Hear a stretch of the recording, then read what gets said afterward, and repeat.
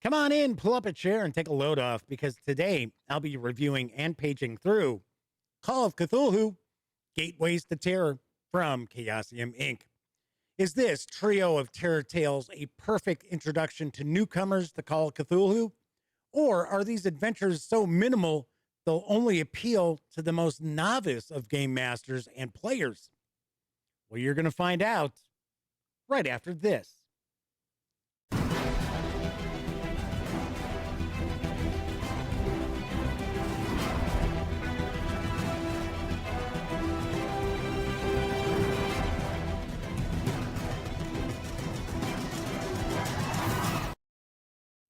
Howdy, howdy, howdy, gang. Welcome once again to the Duct Tape Studios.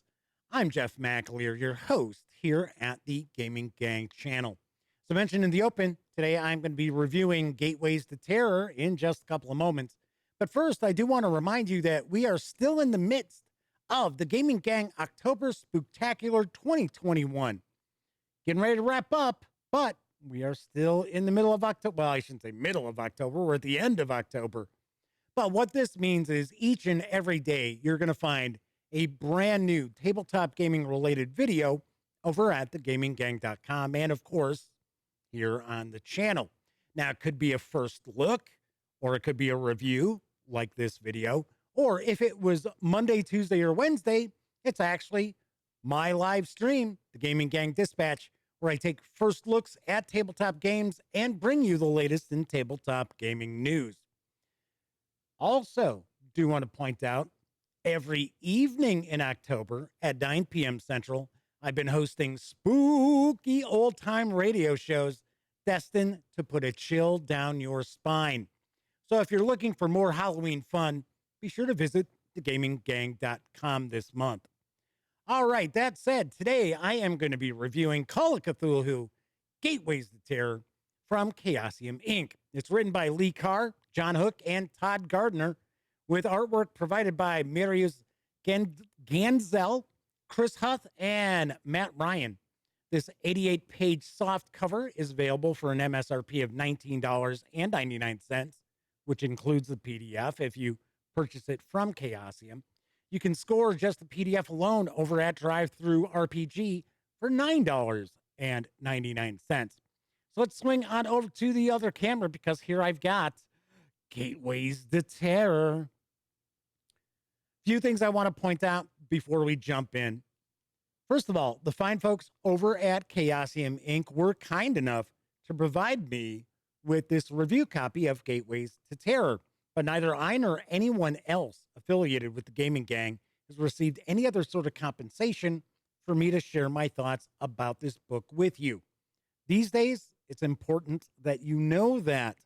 Also, Sammy already reviewed Gateways to Terror, the PDF, over at thegaminggang.com. This was a while back because this came out in 2019. And her review score and my review score are different. So if you are looking for an alternate take on this book, I am going to actually link to her review in the show notes as well, in the video notes, if you want to check that out. Of course, I will be including this video in her written review page as well. Lastly, this is an adventure. So there are 3 adventures in this book. If you are a player and you're hoping that your keeper is going to run Gateways to Terror, I definitely recommend tune out now. I do try to stay as spoiler-free as I possibly can, mainly because I don't want to ruin the fun for keepers out there who are going to be reading through this book. But here there be spoilers. So keep that in mind. There are over 1,000 other videos on this channel. So if you are a player, I recommend checking one of those out instead. I'm going to stay picture-in-picture up here. So that means I'm going to be cutting off the upper left portion of the book as we take a peek through. I'm not going to read the back because, to be honest, the font is pretty small. And I might have a little difficulty making that out from where I'm at. So that's okay. I know enough about this. Let's dive on in. So Gateways to Terror contains 3 adventures, and these adventures are designed essentially to introduce people to Call of Cthulhu. They were originally utilized as demo games at conventions. So keep in mind, these adventures are not long, mostly about an hour. So, in fact, two of the adventures are timed, and all three adventures are kind of on rails as well. These are not, multi-session tales whatsoever. In fact, I'd be shocked if any of these ran longer than 2 hours. The book's going to open up with a bit of an introduction, and it has some good tips for new keepers as well.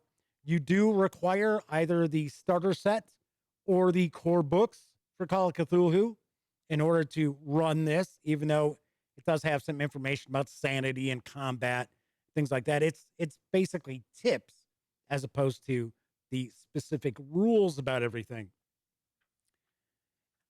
If you have not picked up the starter set and you are interested in checking out Call of Cthulhu, I highly, highly recommend that you check out my review of the Call of Cthulhu starter set. It is excellent. It really is a fantastic product, and it is jam-packed with gameplay as well. So we get into the first adventure. It is the Necropolis, and it takes place in Egypt in 1924. The player characters are part of a dig.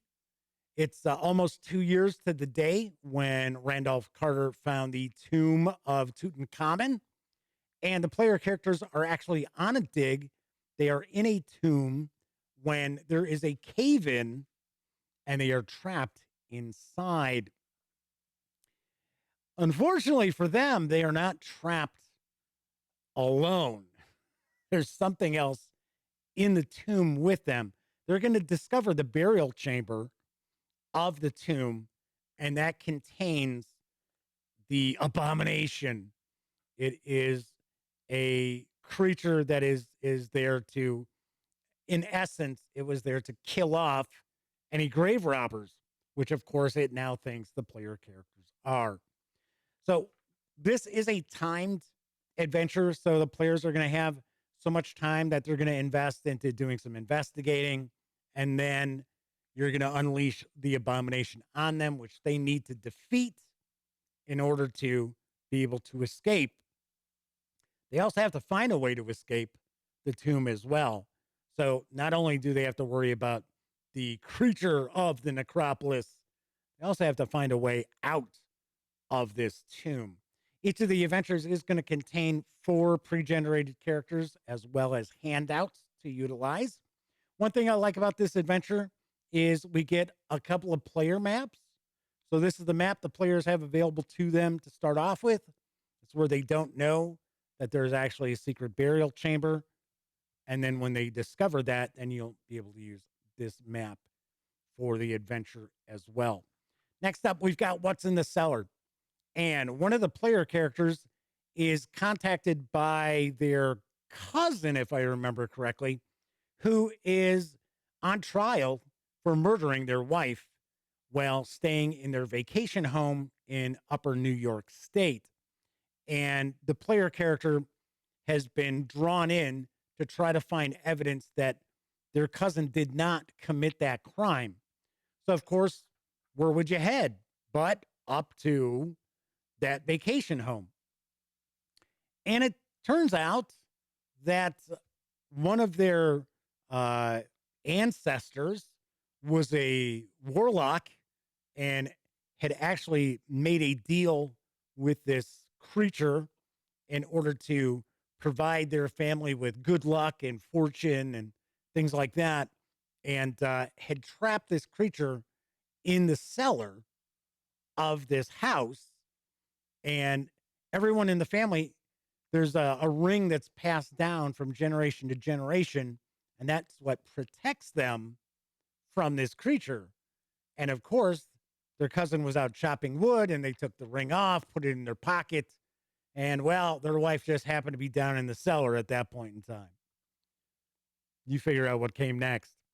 So the player characters are going to find a bunch of clues. They're going to piece things together and hopefully be able to discover the remains of the victim which will show an animal attack. And that would essentially get their cousin to walk and not go to the electric chair. All right, then our final adventure we've got is The Dead Border. And essentially what this is a locked room mystery. So the player characters, they're they stay in a boarding house. They live in a boarding house. And one of their neighbors in the boarding house, no one's seen them for a few days. And the player characters go to investigate to find out what's going on. Where are they? What happened? And that border happened to be very pious because the player characters would hear them praying in their room every night. And of course, they get into the room and they find a body, the dead border. So, of course, once again, they're going to investigate. They're going to check out clues. And they're going to find out that it's not a murder. It's actually a ritual suicide. And at one point, the dead border will return to life as a monster that now the player characters have to deal with in order to survive. The monster rises. I could see having some fun with this adventure. I could see having fun with all three of these adventures. They're just really light, is kind of the issue that I've got with this. The presentation of the adventures is really nicely done. The pre-gens are interesting. They cover all your bases that you would need in the adventure. And artwork is very, very cool. The player maps are well done as well. Production-wise, everything's top-notch. Really do think this was put together very, very nicely. So let's swing on over to the other camera. Now that we've taken a look through a lot of Gateways of Terror, let me share some final thoughts. I'm going to give you my review score as well. So I like Gateways to Terror, but, big but, it is essentially for people who have never played Call of Cthulhu. And I got to be honest, the adventures are kind of geared towards people who may have never played a role-playing game in the past. The book is also really aimed at keepers who have not run Call of Cthulhu adventures in the past either. So if you are brand new to the system, if you're sitting there and you've gotten the starter set and you're like, oh, wow, we've played through the adventures, I want some more adventures. These are very short 1 to 2 hour tales that you can introduce as well. If you're an experienced keeper and you've got experienced players, I don't know how much use you're going to get out of this book, to be very, very honest with you. Sure, you could cannibalize these adventures and plug them into ongoing campaigns, just as little side treks or breaks from, say, an ongoing Massive Nyarlathotep or Children of Fear campaign. But all in all, I find these pretty similar to, they're not completely identical, but one of the things that they all share in common is that they take place in a location where either the player characters are stuck there, like the necropolis, they're buried essentially in a tomb, or they're in essentially the boarder's room, or they're at a cabin in the woods where effectively if they just leave, well, then the adventure is going to be over. There isn't a whole lot of meat on the bones to each of these adventures. Sure, they're fun. I could see having a good time running them.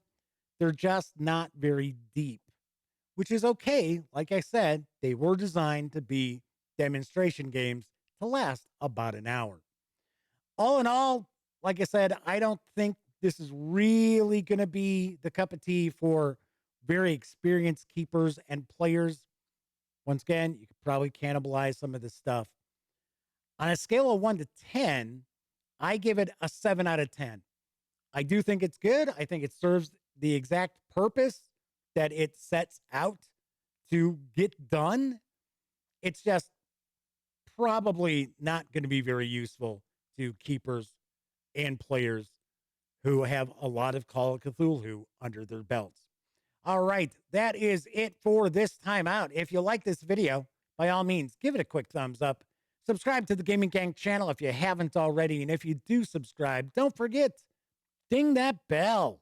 It'll not only let you know when I upload videos such as this, it'll also inform you when my live stream, the Gaming Gang Dispatch, airs Monday, Tuesday, and Wednesday evenings at 7 p.m. Central, right here on YouTube.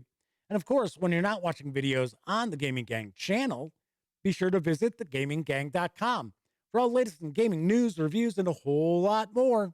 You know the drill. Get your geek on at thegaminggang.com. Once again, I'm Jeff McAleer. Thank you very much for taking some time out to watch the video. And until I see you next time, here's hoping each and every one of you gets to enjoy plenty of great gaming with your gang.